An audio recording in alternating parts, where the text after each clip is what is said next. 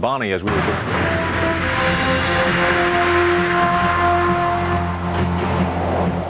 I'm Jeff Morrow at Nags Head on the Outer Banks of North Carolina. The surf from Hurricane Bonnie continues to roll on in. We'll give you the latest update in just a couple of minutes. We continue to see howling winds from the onslaught of Hurricane Bonnie approaching here in Wrightsville Beach, North Carolina. We'll have a full report coming up for you momentarily. And we are live here in the Forecast Center at the Weather Channel. I'm Janetta Jones, joined by Dr. Steve Lyons, our hurricane expert here at the Weather Channel. We are watching as Hurricane Bonnie makes landfall within the next few hours, but we've been feeling the effects, the strong winds and the heavy rain. We've even got some flooding already. Absolutely. We're seeing the northern eye wall almost at the coast, so we're very close to landfall. As soon as we get that thing inland, it should start weakening, but the winds are battering the coast right now and the very high surf there as well. All right, let's take a look at our radar and show everyone how close that eye really is to the coast. Well, you can see there's Wilmington inland just a little bit, and you can see the eye is basically this circulation here, and it's just about at Cape Fear now. So the strongest winds in the circulation appear to be in these rain bands out in here. So it looks like this area here may get hit pretty hard just to the east of Cape Fear and to the northeast of Cape Fear there the next few hours. We have been looking at some heavy rainfall, and as a matter of fact, in Wilmington itself, we've had Skywarn spotters say that as much as 5+ inches of rain has already fallen. Flood warnings are in effect for that entire area. As you can see, the heavy rain is going to persist. Now, checking out our satellite vantage point, you can see that eye very clearly still, and it's still not on shore. That's right. Just the northern edge sitting right there, almost there, but not quite. And the strong winds wrapping around in this big rain band here. Very strong winds above the surface in particular. Winds appear to be very strong in that band. And we're going to go live now to our own Bill Keneally. He's standing by in Wrightsville Beach, North Carolina. He's been feeling the brunt of this for quite some time. Bill, has anything changed? Not really, Jeanette. I tell you what, if this is not the eye wall, I'm not sure if I want to endure that. And take my word on it, these winds out here pulling these trees over like this are probably on the order of 50 miles per hour, gusting about 70 to 75 miles per hour as we speak. Now this is inland by about a half a mile. On the water about a half a mile to my right, you could take that wind speed and knock it up by about 10 miles per hour. So I'm thinking we're seeing some gust now approaching 90 miles per hour. There's flooding on the Sound. There's flooding now on the roadway on this side of the mainland. That is all being driven by that unrelenting northeast wind. The rain is not that bad. Oddly enough, the sky is brightened up some here, but the wind, you can go in the back of our yard out here. There are several trees down, and you can hear them crackling about every 5 minutes. One tree down in this nice restaurant just next door. That gust overhead is about as gusty as we have been, pushing about 80 miles per hour. Back to you, Janetta. All right, thanks so much, Bill. Take cover, and we'll be checking back with you in just a little while. I have on the phone now Bill Atkinson, Dr. Bill Atkinson, the CEO at New Hanover Regional Medical Center. I'm sure last-minute preparations are underway to handle any medical emergencies. Can you tell me how you're gearing up for this? Oh, good afternoon. Sure, we start preparing actually several days ago. We've got about well over 1,000 medical and support personnel in-house now at the medical center. We've got about 395 patients in-house, and a large number of those were here before the weather emergency began. We've brought in a good number of supplies to last us for several days in medical, food, water. We have plenty of energy supply. We're on emergency power now. We lost power a couple hours ago. And we've lost cable and other things, so hard to communicate with the outside world. But nevertheless, I think we're holding our own, and we're seeing some injuries, but really anticipate as really the Southeastern North Carolina's Regional Trauma Center, we'll probably start seeing some things after the weather clears just a little bit. Any special services that you have in effect for these folks? Well, I think we've doubled up on every service that we have as far as personnel and equipment.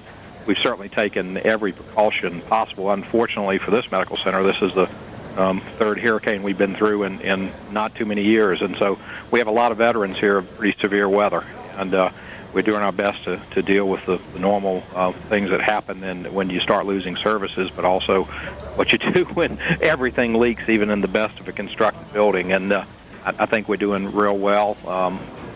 I'd just say that I'm proud of the people that are here.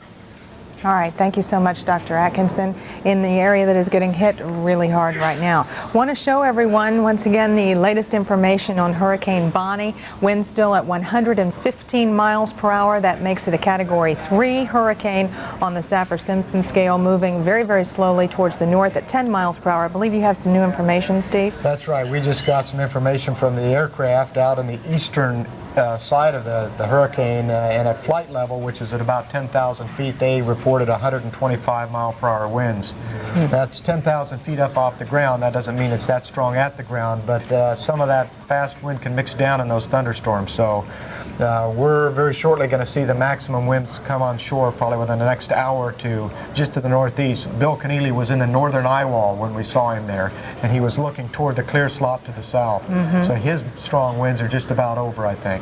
Okay, well, now we're going to turn our attention to a couple of other live crews out there. Of course, our own Jim Cantori is in Morehead City, and Jeff Morrow is in Nags Head. We start with you, Jim. Jeanette, even though we've seen a let-up with the heavy rain, the winds have not stopped at all. As a matter of fact, the gusts are a little bit more forceful each time they come on through, and we're easily gusting to 50, 60 miles an hour. You can see the skies have brightened a little bit, but don't be fooled. The wind is still howling. We've had some sporadic power outages as well as some wind damage, some scattered wind damage here in Morehead City. Now, as you look behind me off to the south, you can also see something that's changed in the last half hour or so. The winds have shifted around from the east-southeast, so that is now bringing up the water on the northern side of Bogue Sound, which is where we are here. So now some of these waves are starting to crash over the seawall, and that could mean perhaps a little bit of erosion and eventually some overwash on this side, depending on how southerly these winds get. But again, the winds continue to crank 50, 60 miles an hour, and even though the rains are not as heavy, I wouldn't be surprised to see the winds get up even a little bit stronger than what we're seeing here. So we'll keep you posted here from Morehead City. Right now, let's go upstate to the Outer Banks and talk to Jeff Morrow in Nags Head. Jeff? All right, Jim. Well, again, things here not as tumultuous, I guess you'd have to say, as what they are down in your neck of the woods, Morehead City, all the way down the Bogue Banks as we head all the way down toward where Bill is. But we do have plenty of surf, and the tide is going out, which is good at the present time, but of course it will be coming back in as we head through the overnight hours, and that may not be so good, obviously, as that is when Hurricane Bonnie may be getting more and more close to this area. And of course, as the winds increase and the tide comes in, then we're going to have to worry about the threat of a storm surge. We're looking at the Jeanette Fishing Pier there right now, and you can maybe see the height of some of the waves which are coming in on the end of the pier. There goes one there right off the end of the pier. So at times about halfway up the pier, I'm estimating about 8 to 10 feet on this swell. No surfers out today. The beach patrol came by a couple of hours ago and said they had been up and down the beach here in Nags Head and Kitty Hawk. They had seen absolutely nobody in the water, and of course that is probably the best course of action. Nobody needs to be in the water at this point, and it's only going to go downhill from here. So that's the conditions here at Nags Head. Let's get back to you, Janetta. All right, thanks so much for all of those live reports, and we'll be checking back with you guys a little bit later on. Want to mention that, of course, this is a Category 3 hurricane on the Saffir-Simpson scale. We have a list of some of the things you can expect to come. Of course, structural damage to residences and utility buildings. Mobile homes frequently are destroyed. Flooding near the coast destroys small structures and larger structures damaged by floating debris. This is a major hurricane and a serious situation that we're dealing with. Absolutely, and of course, including in that is battering wave action. In this particular case, is going to produce significant erosion at the beach. If there are any structures near those beaches, they're going to have some damage. Okay, and along with that, we talk about the storm surge. It is going to be significant. We're thinking 9 to 11 feet. We're already seeing some problems with that. That's right. You can see here we expect the landfall to occur here shortly, and always to the right of the direction of landfall. This area is going to be hardest hit by the storm surge. This will be hit later when the strongest winds from the east come in by storm surge, and not just at the beach but also inland there. And of course, also along this beach, we're going to have some wave run-up in excess of 3, maybe even up to 5 feet added to the storm surge there. So this is going to be the highest wave levels. This is coming in another 6 hours or so. And this is a very large hurricane. It covers a big scope here. We're talking about tropical storm force winds extending outward up to 230 miles from the center. Want to let everyone know that we have been seeing some significant winds. We also have that potential for tornadoes. Want to briefly touch on the forecast. Okay, in general, it's moving to